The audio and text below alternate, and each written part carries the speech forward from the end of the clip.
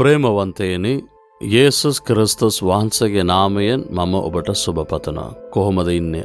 අද දවස කොහොමද ඔබට තිබෙන්නේ? අලුත් දවස දැකීම හරිම සතුටුයි නේද? අලුත් මාසයේ දෙවැනි දවස තුළ අපි පැමිණ සිටින්නේ. ස්වාමින් වහන්සේ මේ අලුත් මාසය දකින්නට සැලසුවා, මඟ පෙන්වනවා. දෙවියන් වහන්සේට ස්තුතියි. ඔබ සතුටෙන් සිටිනවද? දෙවියන් වහන්සේ ඔබ කෙරෙහි කුමක්ද කැමති වෙන්නේ කියලා දන්නවද?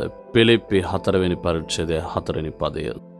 ස්වාමින් වහන්සේ තුල නිතරම ප්‍රීතිවය අල්ලායයි නැවතත් කියමි. ඔබ නිතරම සතුටෙන් සිටින්න ඕනේ. ඒ නිසා තමයි මේ walk with Jesus අපි ගොඩාක් වෙහෙස මහන්සි වෙලා බොහෝ රටවල් වලට ගිහිල්ලා බොහෝ ස්ථානවල වලට ගිහිල්ලා දෙයම ගිහිල්ලා අපි සූදානම් වෙලා මේක අපි ඔබට පෙන්වන්නේ. ඔබට සතුටක් ප්‍රීතියක් ලැබෙන්න ඕනේ. දේව වචනේ අසන විට ඔබට සතුටක් දැනෙන්න ඕනේ. ස්වාමීන් වහන්සේ මට මේක කරන්න කිව්වා. ඒ නිසා ඔබ සතුටෙන් සිටින්න ඕනේ. ඉතින් නිතරම දුකින් සිටියා නම් මොකද්ද? ඒ නිසා දෙවියන් වහන්සේ කියනවා නිතරම ප්‍රීතියෙන් සිටින්න කියලා. ඕනම අවස්ථාවකදී ප්‍රීතියෙන් සිටින්න. කොහොමද? ප්‍රීතිමත් පණිවිඩයක් ආවම ප්‍රීතියෙන් ඉන්න පුළුවන්. ප්‍රීතිමත් සිදුවීමක් සිදු වුණා නම් ප්‍රීතියෙන් සිටින්න පුළුවන්. දුක ඇති කරන කාරණාව නේද සිදු වෙන්නේ? බය ඇති කරන කාරණාව තමයි සිදු වෙන්නේ. සමහර දේවල් සිතා බලන විටත් බයක් දැනෙනවා. ඉතින් කොහොමද සතුටෙන් සිටින්නේ කියලා ඔබ සිතනවද? යේසුස් ක්‍රිස්තුස් වහන්සේ තුල ප්‍රීතියෙන් ඔබ සිටින්න කියලා කියා තිබෙනවා. අපි යේසුස් වහන්සේ තුල සිටියානම් ඕනෑම අවස්ථාවකදී අපිට සතුටෙන් සිටින්න පුළුවන්. ඒක තමයි මේ වචන තුල කියා තිබෙන්නේ. මේක ලියන්නේ පාවුල් ස්වාමීන් වහන්සේ කියමින් මේක ලියුවේ. දෙවියන් වහන්සේගේ දරුවන් සතුටෙන් සිටින්න ඕන කියලා මේක ලියුවා. කොහෙන්දලද මෙතුමා ලිව්වේ? සෙරගෙදර සිටමින් දෑත්වල මාංචු කකුල මාංචු දමා තිබෙනවා. බොරු සාක්ෂි කියමින් වැරදි දේවල් කියමින් යේසුස් වහන්සේව දේශනා කරපු නිසා මේ සෙරගෙදර දමා තිබෙන්නේ. ඒ දෙකට තමයි එතුමා කියන්නේ ඔබ සතුටින් සිටින්න. මටත් වැරදි බොරු චෝදනාව එල්ල කරමින් තමයි මේ සෙරගෙදර සිටින. ඒත් මම දුක් වුණේ නැහැ.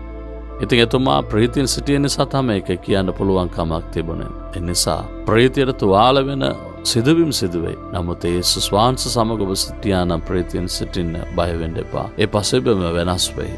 ඒකට තමයි යේසුස් වහන්සේ. යේසුස් වහන්සේ තුළ ඔබ සිටියා නම් නිතරම ප්‍රීතියෙන් සිටින්න පුළුවන්. අපි ප්‍රීතියෙන් සිටින්නට තමයි යේසුස් වහන්සේ කුරුසියේදී තමන්ව පූජා කළේ. ඒ නිසා අපගේ සියලු වේදනාව දුක උන්වහන්සේ ඔසවා ගත්තා. අපිට වේදනාව දුක ඇති කරන්නා වූ සියලු දේ උන්වහන්සේ කුරුසියේදී අරගත්තා. ඇයි? මාගේ දරුවන් සතුටින් ප්‍රීතියෙන් සිටින්න ඕනේ. අපි ප්‍රීතියෙන් සිටින්න ඕනේ කියන එක තමයි උන්වහන්සේගේ බලාපොරොත්තුව නිසා.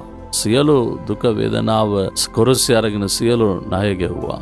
ඉතින් අපට ස්වාමි පුරුෂයා ගැන, දරුවෝ ගැන, භාර්යාව ගැන, රැකියාව ගැන, මුදල් ගැන දුකද, ප්‍රශ්නද, ගැටලුද, පරාජිත කාරණා නිසා දුකද, මේ හැම දෙයක්ම යේසුස් වහන්සේ කුරුසිපත් කළා. ඒ නිසා ඔබ සතුටෙන් සිටින්න ඕන කියලා නේද? ඔබ ප්‍රීතියෙන් සිටියා නම් මොකද වෙන්නේ? ඔබ ප්‍රීතියෙන් සිට සතුට වෙන විට දෙවියන් වහන්සේ පොදුම දේවල් ඔබගේ ජීවිතේ කරනවා. ඔබ ප්‍රීති වෙනකොට උන්වහන්සේ බලව දෙයක් කරනවා. මොකද්ද කියන්නේ? ඔබ සතුටෙන් සිටිනවා නම් මොකද්ද හේතුව? යේසුස් වහන්සේ තුළ ඔබ විශ්වාසයෙන් සිටිනවා. උන්වහන්සේ බලාගෙන ඇයි මම දුක් වෙන්න ඕනේ? ඒ විශ්වාසය උන්වහන්සේ ගරු කරමින් තමයි මේක කියන්නේ. දුකින් සිටියා නම් මොකද වෙන්නේ? ඔබ අවිශ්වාසයෙන් සිටින්නේ. යේසුස් වහන්සේ කෙරෙහි ඔබට විශ්වාසයක් නැහැ. ඔබ ඒක දුකින් ප්‍රකාශ කරන විට කිසි දෙයක් සිදු වෙන්නේ නැහැ. ඒ නිසා ඔබ ස්වාමීන් වහන්සේ තුළ නිතරම සතුටින් සිටින්න. එනිසා උදේන්ම නැගිටින්න, උන්වහන්සේගේ අභියසට ගිහිල්ලා යාඥා කරන්න, ප්‍රශංසා කරන්න. එවිට සිත තුළ ප්‍රීතියක් ඇති වෙනවා. ඉතින් උන්වහන්සේ සමග ජීවත් වෙනා වගේ සතුට කිසිම දෙයකින් ලැබෙන්නේ නැහැ අපිට. උන්වහන්සේ සමග විනාඩි ජීවත් වෙලා පුරුදු වෙන්න. නිතරම ප්‍රශංසා කරන්න. සෑම කාරණාවල් වලදී ඔබ සතුටින් ප්‍රීතියෙන් සිටින්න පුළුවන්. අද දවසේ ස්වාමිනී මම දුක් වෙන්නේ නැහැ, කඳුළු සලන්නේ නැහැ. මම නිරන්තරයෙන්ම නිතරම ඔබ වහන්සේ තුළ ඔබ වහන්සේ සිටින බව ප්‍රකාශ කරමින් ඔබ වහන්සේ තුළම සතුට වෙනවා. අද දවසේ උන්වහන්සේ මහත් දෙයක් කරයි. ඔබ විශ්වාසයෙන් කියනවද? පියාණන් වහන්සේගේ වාචනය අනුකූලව මම නිතරම ප්‍රීතියෙන් සිටිනවා. ඒ නිසා මා තුළ ඔබගේ සතුට තිබෙනවා. ඒ සතුට කාටවත් අයින් කරන්න බෑ, සොරකම් කරන්න බෑ. ඒ සතුට ඔබ වහන්සේ මාහට දී තිබෙන නිසා ඔබ වහන්සේට ස්තුතියි. යේසුස් ක්‍රිස්තුස් වහන්සේගේ නාමයෙන් යාඥා කරන්නෙමි පියාණනි. ආමෙන්. යේසුස් නිදහස් කරයි සිංහල YouTube චැනලය සබස්ක්‍රයිබ් කරන්න. යේසුස් නිදහස් කරයි අපේ නව වැඩසටහන දිනපතා ලබා ගැනීමට සඳහා සබස්ක්‍රයිබ් බටන් එක සහ බෙල් ලකුණ ක්ලික් කරන්න.